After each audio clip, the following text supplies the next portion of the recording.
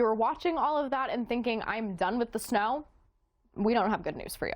Yeah, I'm sorry, but you're going to have to buckle up for a couple more minutes here because we got a lot more cold and snow to get to. Thanks for joining us here on AccuWeather Weekend. I'm Melissa Constanzer. And I'm Anna Azallion. Let's go ahead and dive right into radar and satellite because we do have a lot going on already today. You can see all the moisture working its way off the East Coast. It's going to be some heavy rain for places like southern Georgia. Even rumbles of thunder could redevelop later this afternoon. To the north, there's some snow trying to mix in. It's been largely rain across the Ohio Valley into the northeast, though some sleet will be possible in a couple areas as well as snow. Yeah, you can see how over the last couple of hours we see more of that blue mixing in. Now moving out to the Intermountain West, it's just snow that we're seeing here. Yeah, this is part of some energy diving south along the tail of a very strong cold front. And if you look across the northern tier, welcome to the Arctic air. No, when is the snow coming and how much are we going to get? Yeah, it is a big question. And with this storm system, for most of the population of the Northeast, it's a rainmaker. If you get any of that moisture, you can see some of those rain showers moving through southeastern Pennsylvania. New York City will have a couple showers as we go throughout the day. Same thing for Washington, D.C. It is, again, just a rainmaker. Interior Northeast, we do have some snow ongoing through some of the higher elevations of Pennsylvania and New York, as well as West Virginia. But it is a bit more limited thanks to this. High temperatures going to the mid-40s today in Pittsburgh, 39 even in. Here's what future radar takes it through time, and you can see the blue still there, though there is a lot of greens and yellows on this map indicating the rain and the heavy rain. And that does continue to swing its way east. Boston, it's a rainy setup for your evening. And as this starts to pull out, things do quiet down as the cold air files in. You can almost see those wind streamers of that cold air trying to make its way in before this next storm system. It does come through, and it comes through with several inches of snow for some, especially near the Interstate 81 corridor in Pennsylvania, off to the northeast. Go through that game. Here's what we see on future radar. There's the snow breaking out across Kentucky and West Virginia really early tomorrow morning. As this slides to the northeast, there's quite a bit of pink for places like Philadelphia, Washington, D.C., even New York and Boston will see that. But you can see how close that heavy dark blue indicating heavy snow is. This tells me that there will be that sharp cutoff, and for some of those northwestern suburbs of these cities, we're going to be talking about a quick hit of some heavy snow, which means several inches of snow to accumulate. This moves out 6 a.m. Monday morning, so the morning commute will be a little bit of a challenge. Of course, it's Martin Luther King Day, Inauguration Day. Some won't be going to work. Some might be going skiing. Great chance to do that in the Poconos as you head through Monday, because we will have that snow to contend with, possibly more than 6 inches of the new snow for us here. Now, of course, the cold moves in behind it. Let's talk a little bit more about that chill. We'll show you, though, first what's going on in Baltimore. We're going to get to the cold, yes, which is working its way through the nation's midsection. Yeah, we're going to start with a little bit more snow, first of all, because we saw on the map a lot of wintry scenes over the last couple of days. It's mid-January. What can we expect? Thanks for joining us here on AccuWeather Weekend. I'm Anna Azallion. Well, we are not going to see the end of the snowy scenes. We have a few different storms to talk about over the next couple of days. So let's start you off with a quick look at radar and satellite across the country, because as you can see, it is a busy morning, really across the country. We're continuing to see some of that snow moving through the Intermountain West. Denver still seeing some of that snow over the last couple of hours, seeing a few inches accumulating. That'll continue to wrap up throughout the day today. But a lot of the action is really in the eastern half of the country. You see a lot of rain here, even quite a bit of lightning down in the southeast. Now, you're noticing some blue, some pink mixed in here. A lot of what we're seeing in the Ohio Valley right now is starting out as rain, but some snow, some ice, sleet, freezing rain, that is not out of the question as this continues to move east and as we continue to see some colder temperatures. Let's take a look at temperatures and what to expect throughout the day today. Well, thanks for sticking with us here on AccuWeather Weekend. As we get ready for more cold air on the way for many, now might be the time to make sure your car is prepared for it. Well, it's not quite snow, at least not yet, but for all of us in the southeast, we are already seeing the next storm moving in. So let's break down what to expect as we go throughout the weekend. First, we're seeing rain, and this is going to last through this evening for everyone shaded in green here. And you'll notice the two different shades here. Everyone is going to see soaking rain where we do have a risk of some localized flooding. But in the darker green, that's where we have some thunderstorms mixed in as well. So have that to keep in mind throughout your day. I want to show you temperatures for the next 3 days, Monday, and it is another situation where we're going to have ice and snow mixed in. So here's where you're expecting ice to accumulate, and you know any accumulating ice is not good news for the roads, but once we get up to some of the higher accumulations, that's when we run the risk of power outages as well. But like I mentioned, snow is going to be in the forecast as well. A lot of us just getting 1 to 3 inches, but we do have some areas getting 3 to 6 inches of accumulation as well. Now let's move to this high. Well, you saw the headline there. We're getting a break from the Santa Ana winds that increased the fire danger right now, but they are coming back. So first, let's give you a quick update on the remaining active fires, the Eaton and Palisades fires, which have been the largest.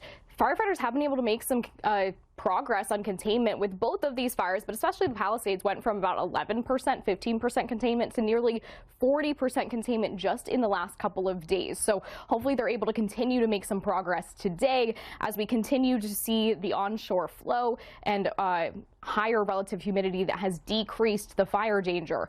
Like I mentioned, though, this is not going to last. Take a look at wind gusts throughout the day. They're going to stay on the lower side, about 15 miles per hour and under for LA itself as we go throughout the day. But come tomorrow, this year on record, making it 2 years in a row that global.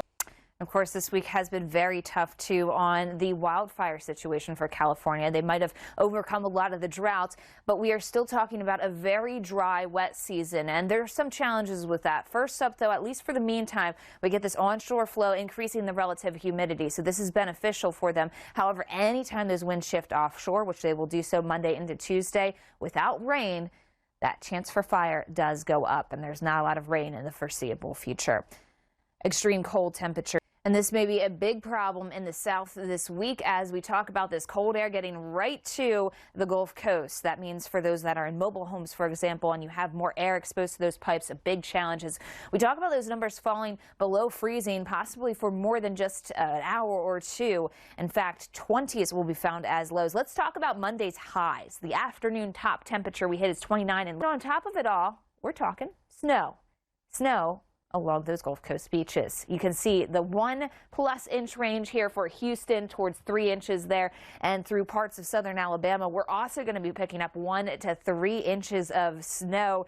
It's a site that's not commonly found this far south, though it can be found, and it will create its own risk of challenges. Just want to show you Mobile. This camera, though, showing you Kane, northwestern Pennsylvania, solidly in the blue. They did try to switch probably in some of the valleys nearby, so it wouldn't be surprised if you went through a different town just a few miles away from Kane where they at least got some sleet or some rain to start off with.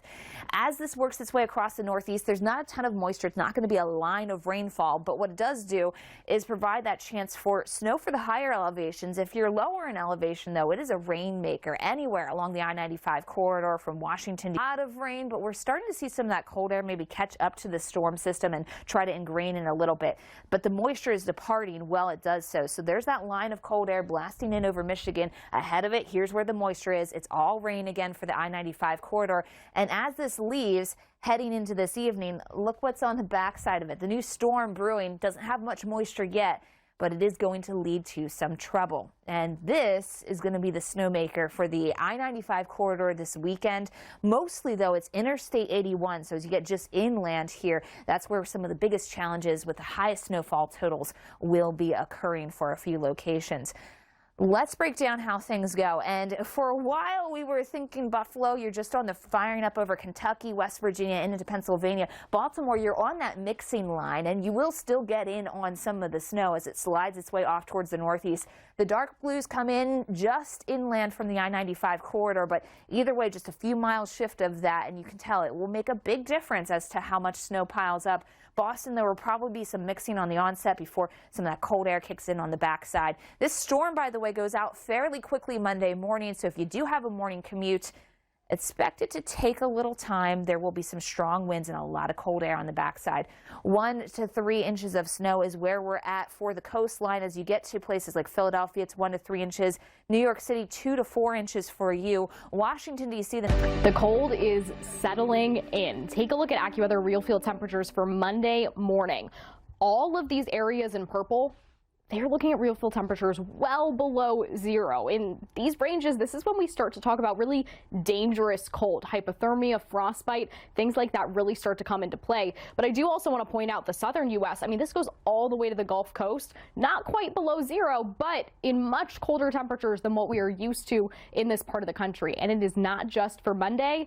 It's for Tuesday, too. And by Tuesday, we see more of the country land into the 20, 10 below range with this shade of purple here. A lot of Ohio, parts of Pennsylvania, but then continuing to see the cold in the southern U.S. there as well.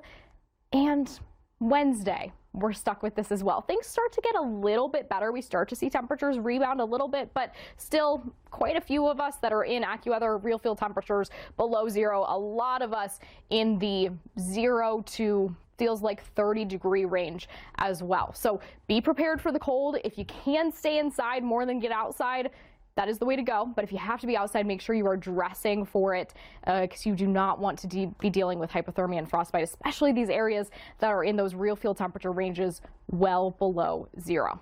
I want to show you a couple of the AccuWeather exclusive 7-day forecast to kind of show you how long this is going to last, right? So Minneapolis, for example, you are sticking with, 0, 5 below. You get into the single digits by Tuesday, but then you jump back up to right around your historical average, actually. By Wednesday, temperatures have rebounded a little bit. Showing you quickly, Kansas City, similar trend. We're colder than usual, and then temperatures rebound midweek through Sunday in Southern California. So we have lighter onshore winds, relative humidity that has increased, which all adds up to that decreased fire danger, but it's not going to last, unfortunately. Monday, Santa Ana winds are back, elevating the fire risk. We're looking at 40 to 60 mile per hour wind gusts, not necessarily in downtown LA itself, but this still impacts some of the areas where we've seen some of these wildfires burning and kind of the general Los Angeles County, Ventura County region where we've had a lot of these fires. Your AccuWeather local storm max is 85 miles per hour. So these are really strong winds potentially that will increase that fire danger and make things more difficult for the firefighters trying to contain these fires that are still burning. I do want to give you a quick look at the long range. We need some rain, and unfortunately that's not coming until at least end of the month. Better chance is mid-February for rain. We are looking at more snow coming into the forecast here for some of the Northeast, and it will include a lot of those big East Coast cities. Now, how much you get is going to vary depending on how close you are to the center line of the snow, which still has some potential to shift, but it'll make a mess of things for places like Philadelphia. Just in time for the game, 3 p.m. kickoff does look like that wintry mix will be coming through. We will see eventually the transition to more snow by the end of the game. It should be an action-filled game as far as weather's concerned, let alone the action of the playoffs there as Los Angeles comes to town. Let's break this down for you. As we start things off here Sunday morning, we are looking at some of that snow already across West Virginia, Pennsylvania, but it really starts to get going more as we head throughout the midday time frame. So for the afternoon in Philadelphia, for example, we will have that wintry mix ongoing. We'll also see that in New York City, even in Boston and D.C., but there is a lot of blue just inland from those cities. So for some of the northwestern suburbs of these cities, expect to get quite a few inches of snow. As this continues to close its way out Sunday evening, Sunday night it'll very quickly move through New England. And Monday morning, while we're still cleaning up some things in Maine as the last of the snow falls, it'll be about the cleanup and the cold air blasting its way on in. Let's talk about snowfall totals, because the greatest snowfall totals will be near the I-81 corridor of Pennsylvania, moving into New York, some of the lower Hudson Valley and the mid-Hudson Valley, and then pushing its way upward here. Some spots picking up 3 to 6 inches of snow, or even a bit more, 6 to 12 inches of snow. For New York City, we're on that 2 to 4 inch range, according to the AccuWeather Wintercast, probably a little closer to the 2 inch line than the 4 inch line, which you can get on the AccuWeather app and AccuWeather.com.